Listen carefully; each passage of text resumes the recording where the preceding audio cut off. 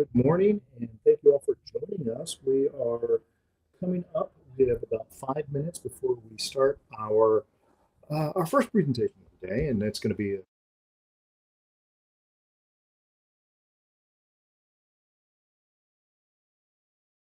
or not. Deanna is a gemstone mine owner in Kenya, and she's got an incredible story about her experiences and what she's planning and what she's had to go through. So this is a great start for Ladies' Day here at the Tucson Fine Mineral Gallery, and we are about just less than 5 minutes away. So I can see people coming into the presentation room, and in just a few minutes, here directly from Deanna. So thank you for tuning in. Please stay tuned. Remember, the afternoon presentation today is a 12 o'clock or a 2 o'clock rather. Let's try this in English. A 2 o'clock presentation by Gail Spann talking about some of her favorite minerals. So that will shortly follow the 12 o'clock presentation from Deanna Atieno. So stay tuned, and looks like I know we have a bunch of ladies in the room. It's a ladies only day, so there are no men in there. It's a great forum for them to talk to each other and to really open up. So I love being a part of that via the Tucson Fine Mineral Gallery, and I think it's a wonderful thing that they're doing. We are also pushing support for women who are struggling with breast cancer. And we had Wendy Capullo up there a little bit earlier today. When we rebroadcast this, I'm going to include her presentation, not presentation, but her talking about a little bit about what the Arizona Cancer Foundation does for women who are struggling with breast cancer. It's a wonderful organization. We're very proud to be partnered with them. If you look online, you might have seen photos of the wings and the magnetic clouds that people have been buying. And I think last night alone, we raised over $1,100 for that. And that's not even counting the charity auction that went on a couple days ago. So we love it. We're doing our part. Mineral Talks Live is in there supporting everybody. And I hope all of you watching this benefit from this. And if you get a chance, call Debbie here at the Tucson Fine Mineral Gallery and lend your support. I know we can all use it. So hold on just a couple minutes now, and we're going to get started with Deanna Atieno. So until then, listen to some music and enjoy.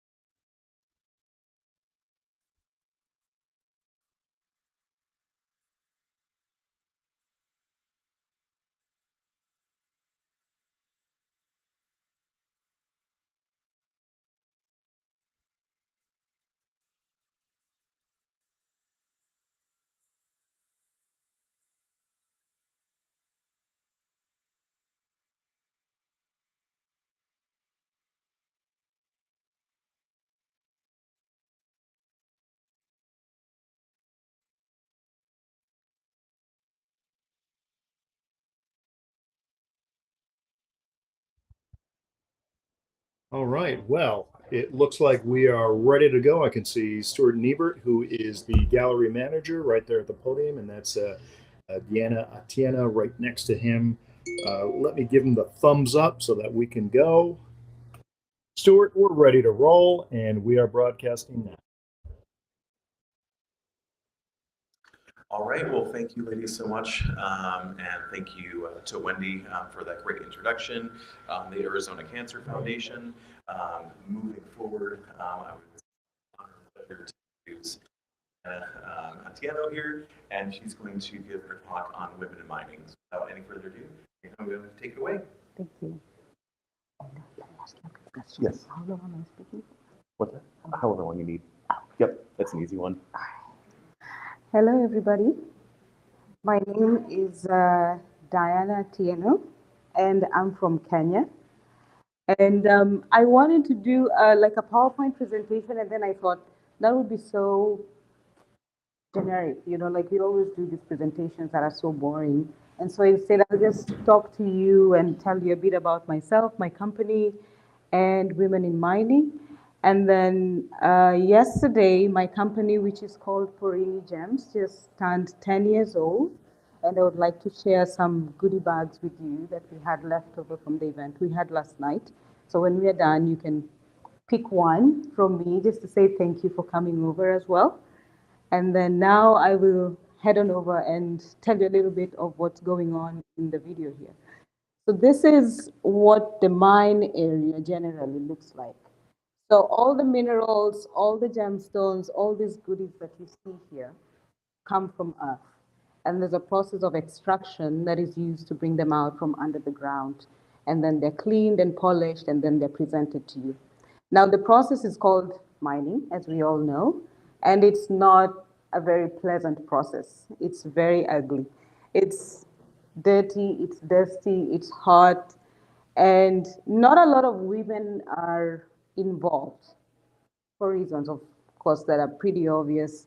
Men are stronger than us physically, and they are able to bear the hardship out in such areas. But a few women are beginning to get into this space, and for some men, it's like a breath of fresh air.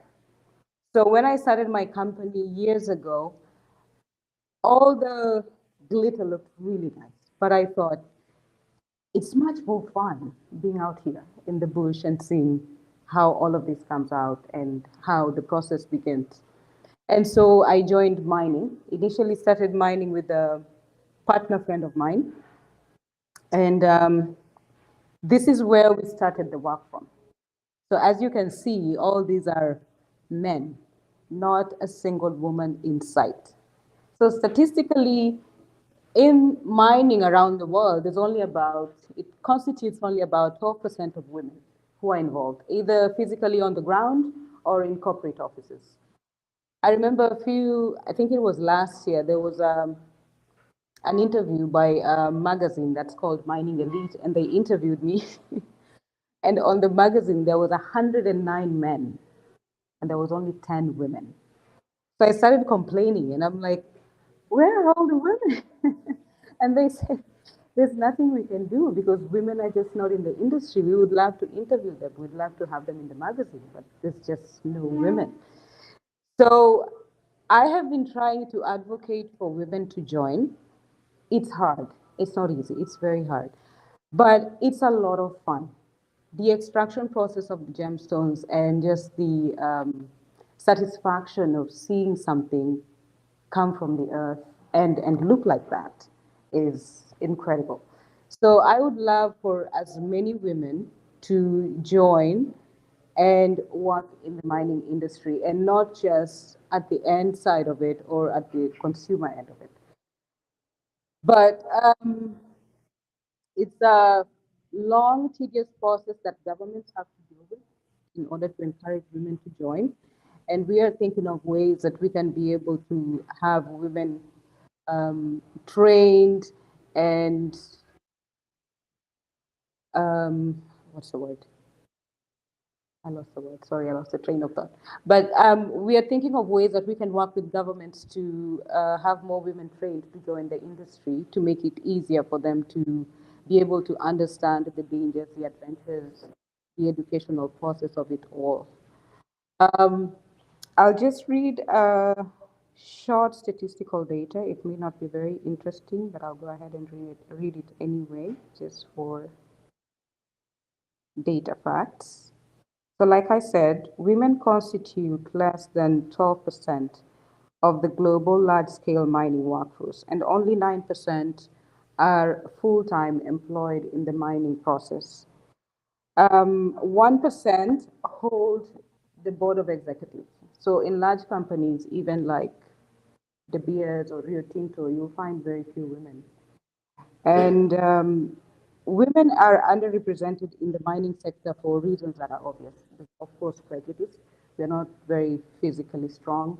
We are not very adept to hardship. Then, of course, we have all the other challenges that come in.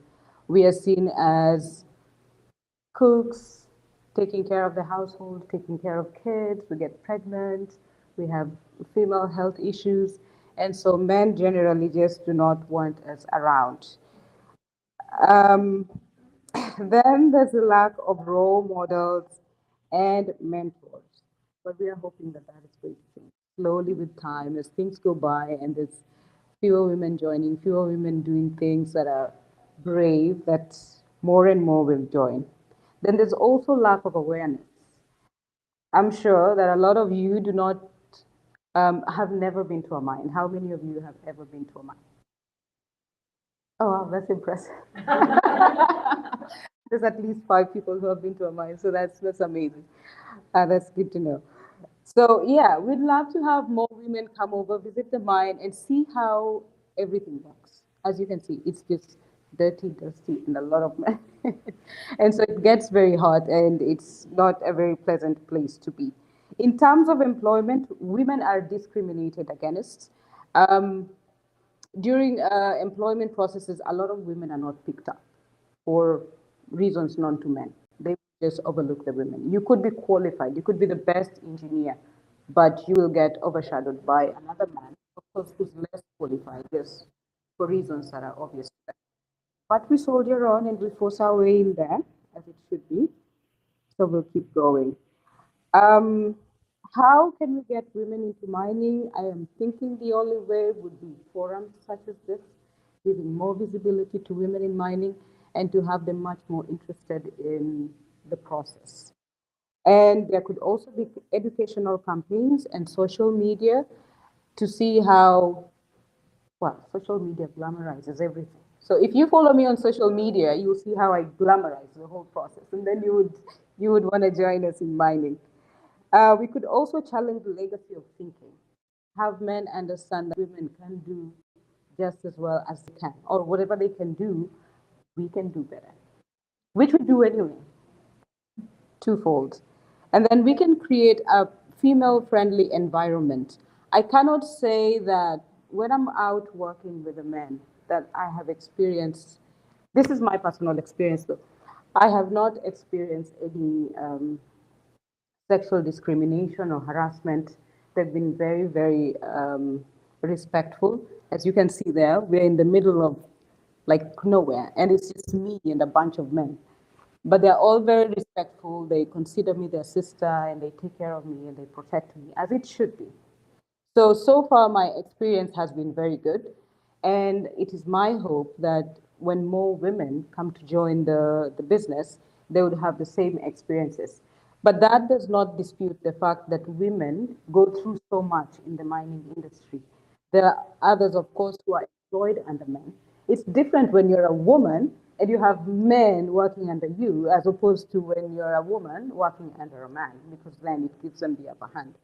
So my experience is different in that regard because I have men working for me, so they're respectful and they'll do whatever I want. They will protect me. They will follow orders easily, and they'll do their job. But women who are employed under men go through so much. They are harassed, they're sexually abused, they're made to do things that they shouldn't be doing just because they need to survive. And so that needs to change. And I think that the more we have women as head of corporate, as head of mining organizations, this will change as then we will have people like me taking care of women. And The next one is to look for opportunities where women can excel.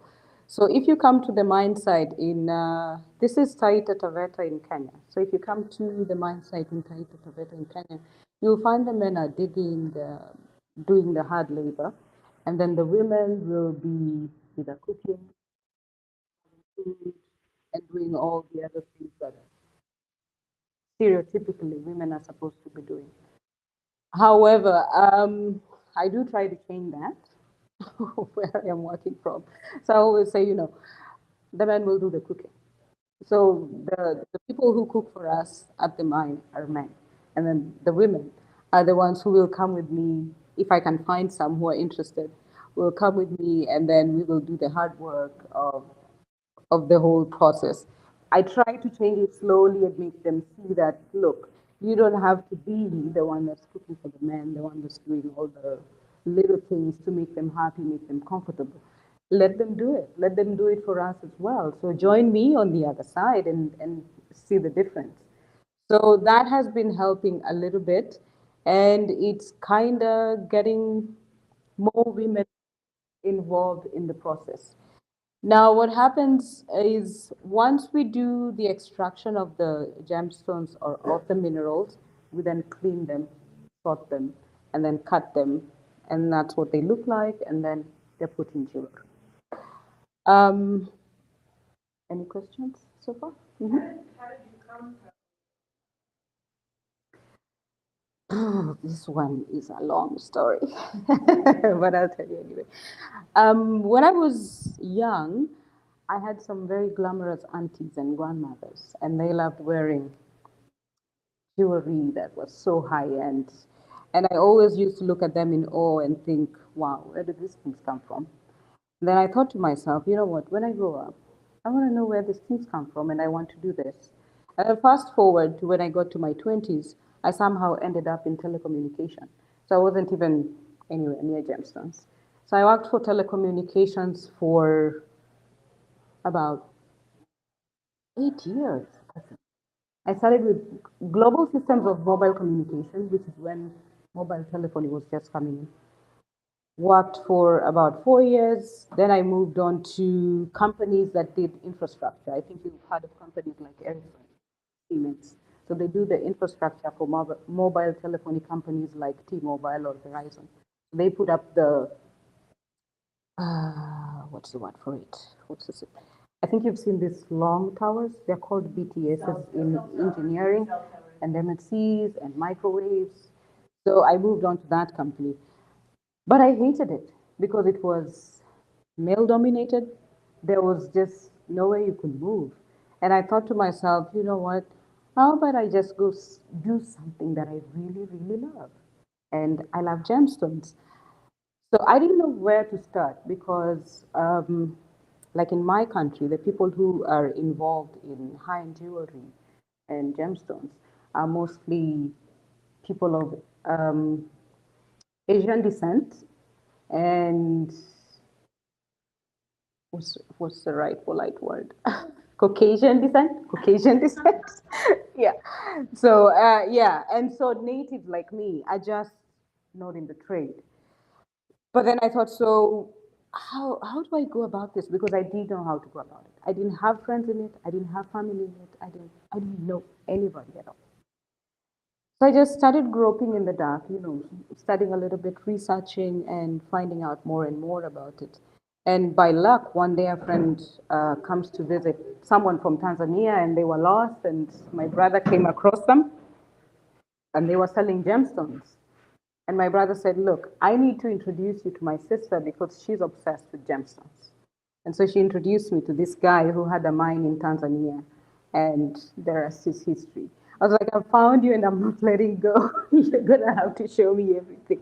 And so he introduced me, took me to the mines in Tanzania, in Merelani, which is where the Tanzanite comes from.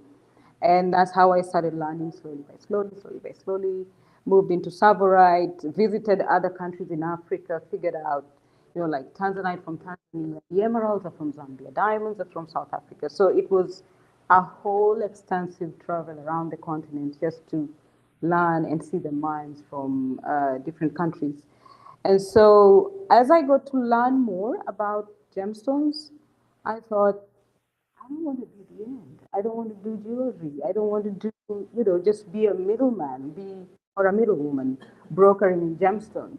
I want to start from inception. I want to do this myself. And so I partnered with someone initially.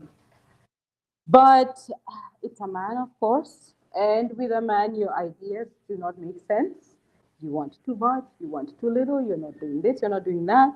And so I decided, you know what, I want to do this on my own. And so I was able to acquire this site from another man because he had it idle. He doesn't have the money to develop it. He doesn't have the money to employ or keep mining. So I said, look, give it to me and I'll show you how it's done. Yeah, and so last year we finally concluded, which is amazing. So it's about 49 claims of mining sites, spanning an acre of 743 acres. So it's the beginning. We are still doing the feasibility study. And once we're done with the feasibility study, we can now start doing the mining process. We'll do the exploration, figure out how to go about it. So in this land, there's a stone called savorite. Are you all familiar with savorite? It's a beautiful green stone that was discovered by Bruce Bridges back in the 1970s, introduced to Tiffany and Co.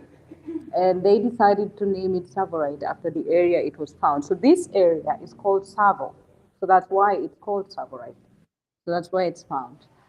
He then moved across the border to Tanzania, which is just a few meters away from there, and that's where they discovered tanzanite, and then they named it tanzanite as well. This is from the foothills of Mount Kilimanjaro in an area named Merelani.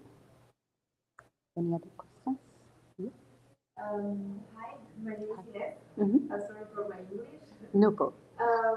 I think like this is no only problem in your country.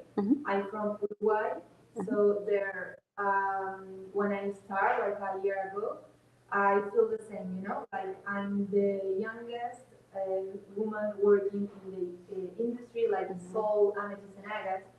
So I feel the same. And when I start, I have like a scare because all the industry is completely with men, Yeah. and all this, like it's a problem to change some The mindset. minds and these things.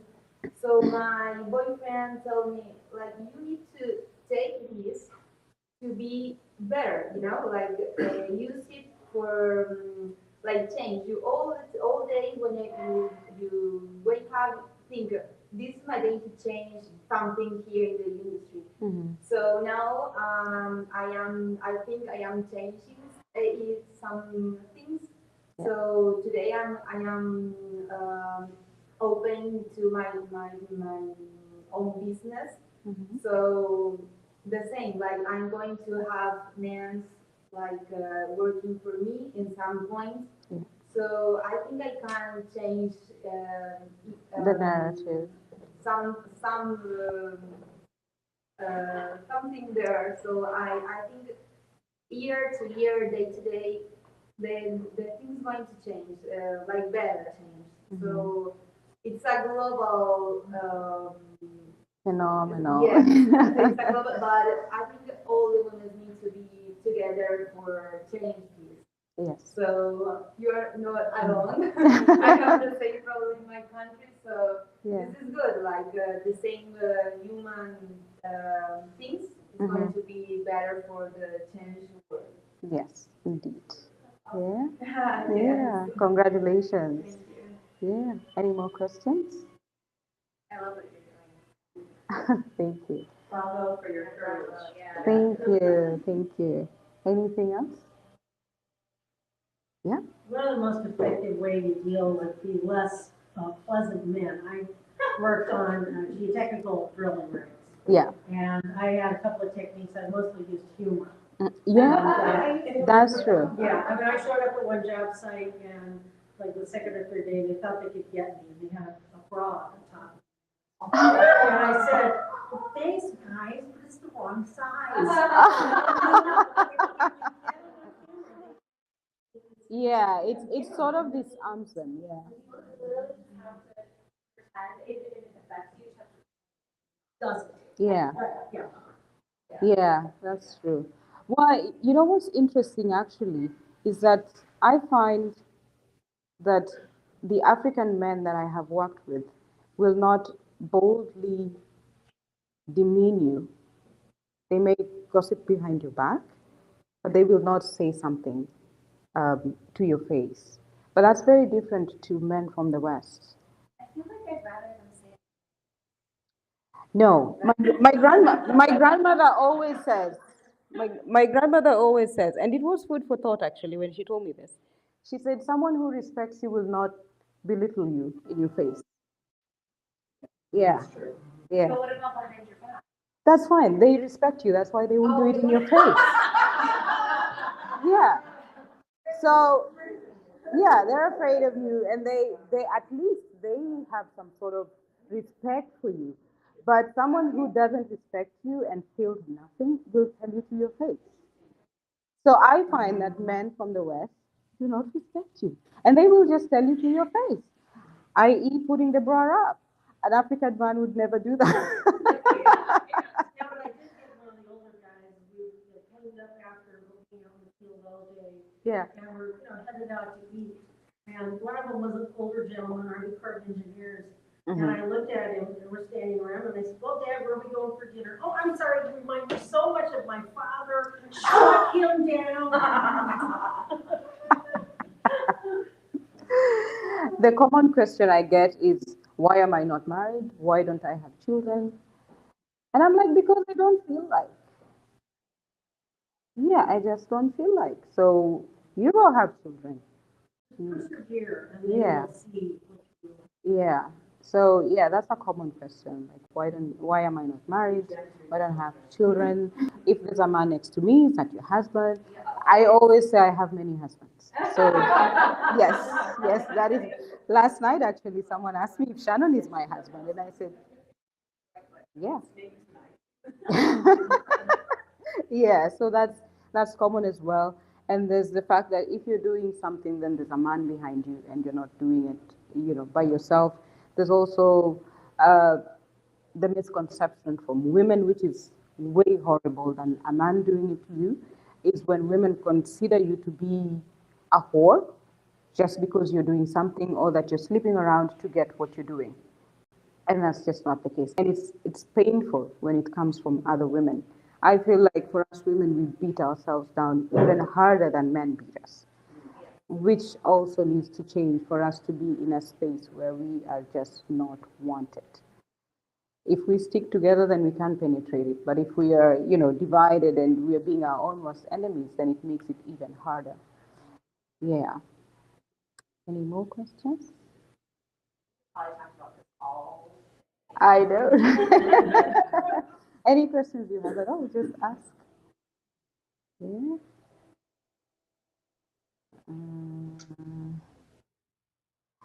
So, about driving heavy equipment, someone just asked me about driving heavy equipment. Yeah, we do. I do drive heavy equipment. I drive myself to the mine from Nairobi to Savo, which is about 8-hour drive to get to Voi, and then from Voi to the lodge where I stay, and from the lodge where I stay to get to the mine takes me another hour and a half of rough road driving because there's just no road. But I drive myself. Security wise, I have no issues with security. I tend to be very random. So I don't let people know what my pattern is. Like someone will ask me, for instance, you're in Tucson, when are you coming back? I will say, I don't know. So that makes it easier for me to be sure that, because people who will harm you are people that you know. It won't be strangers. So the people who will ask you, when are you coming back? When are you coming to the mine? When are you doing this? Those are the people who can set you up. So I always just use, I don't know, my schedule is all over the place. When are you coming to the mine? I don't know. And the men can be weird too. So what I do when I'm going to the mine, I just don't announce it. I just show up. And when I find them sleeping, I'm like, what are you doing? You should be working. So I try to be very random in my schedule in that sense to be secure. Um, Heavy machinery like this, I have learned how to work them. It's not easy, but yeah, I have learned how to work them a bit. I think I have more videos of when I'm doing it. It's not that difficult. It looks difficult, but it's not that difficult. That one is actually easier. There's another one called a compressor that I don't like. That's the difficult one. It's very heavy because you have to use your hand to kind of make it work, and it's a bit heavy. So that's the one I don't like. But the crane is fine. The excavator is actually quite fine. So with equipment, I'm okay. And something else we've introduced in our work processes is gem technology. So we get equipment that we can use to identify gems, either on the ground or after we cut them or before we cut them. We use like laser mapping machines to help us in the processes of being able to cut the stone in order to maintain the weight and the yield from rough. Yeah. Any more questions? How productive do you think this is going to be? I think it's going to be very productive. And it will probably have a longer lifeline than the one we had previously. However, it doesn't matter to me whether it is very productive or not, because you see that line across from there? It borders a national park. And so there's animals on that side. It's actually a national park. And so you'll see elephants, giraffes, water bucks, and all that crossing over. So my plan is to do like a nice, beautiful lodge over there. So when you ladies come over to see the mine and to visit and to see how it works, you can stay at the lodge and then you can see the animals as well. So you can do a safari and see the elephants and the giraffes as they crisscross between the mine site and their own land. So that is the plan. Um, and then we will also have a cutting factory, so you can see the process of cutting and polishing the gems there. So we will do the whole process, like extract it, clean it, cut it and polish it, and then set some jewelry, set some beautiful jewelry. I just got into doing jewelry. I don't like it. It's just a lot of work. I don't have like an artistic eye. Oh, well, this is a lot of work, but it's fun. But I don't have an artistic mind. Like if you tell me, draw me a ring or draw me a design, which is so weird because my dad is an artist, and it bums me out that I just didn't take it from him. So I can't draw anything. Like she's my friend, and she bought a ring from me last year. She's wearing it. It's really beautiful. And she wanted a design, and I'm like, find something. Find something and send it. Yeah, go on Pinterest, go on Google, and send me something along those lines, along what you want, and then I'll make it. But yeah, we'll try and do the whole process, extract it, clean it, everything. And I will try to get as many women as possible. And as Dave and Scott have advised me, that women have small, dainty hands, and so they make the best cutters. So I am hoping that we will have women cutters as well. Um, Coordinating with schools or financial trained or people right from the start? How do you find? I've met some wonderful people. Mr. Dave Weissman and Ms. Scott Suka. I think you've heard of him. And they have agreed to come over and help train people how to cut. Victor Tuzlakov is also someone who has agreed to come over. So I think like we will have great teachers once we have the center open and we have the machines. We will have some of these great men come over and teach us how to do this. And that's the beauty of all this. As much as there's men who are a-holes. There's those who are absolutely fantastic and are willing to share their knowledge, share their skill, share whatever they can to make sure that, women succeed in this space. So I've been lucky and very fortunate to meet people like them. So, Can we buy something from your mind? yeah, you can, yeah. Yeah? Yeah. Where would you, how would I track it down? Um, In the video bags, there's my contacts, so you can always let me know. Okay. And I do exhibit, well, I'm not exhibiting here because I used to exhibit at JCK and then they shut down. So I'm still homeless looking for a spot. Hopefully Diana will take me in. Please take me in. Yes. Thank you.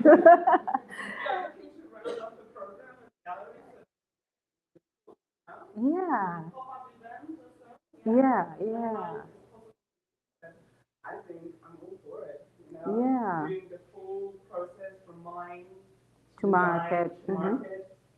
I'm your girl, I'm rooting for you. Thank you so much. Thank you. Thank you. Thank you. Yeah, but even better would be if you guys can come and visit me at the mine and buy from there. Wouldn't that be something? Well, next week you should do to that. Yeah, that would be nice. I think it would be a fun trip to have ladies come over and get down and dirty and have ticks walking all over you. That's usually some of the challenges I face, because the buffaloes and water bugs and all that, they have ticks. So sometimes they drop them on the ground and you could be standing on like a spot of ticks and then you look up and you're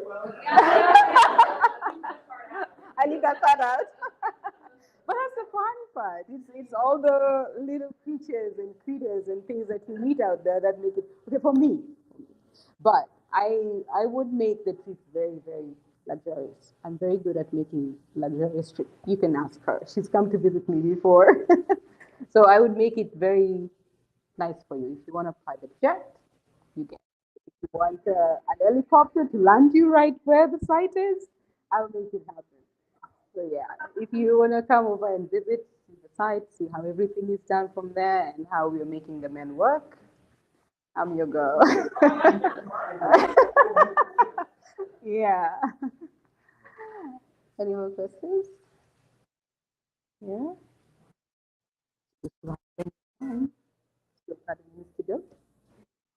Yeah, and so as I was saying, I started my company by exhibiting in Tucson, exhibiting in Las Vegas, and then I do other international shows like Gem Geneve, Hong Kong, Bangkok. Recently just went to Bahrain, which was really lovely. So penetrating the Middle East market. So anywhere you are, if you want me to bring you the stone, I can. But the office is based in Kenya. What is the funniest thing?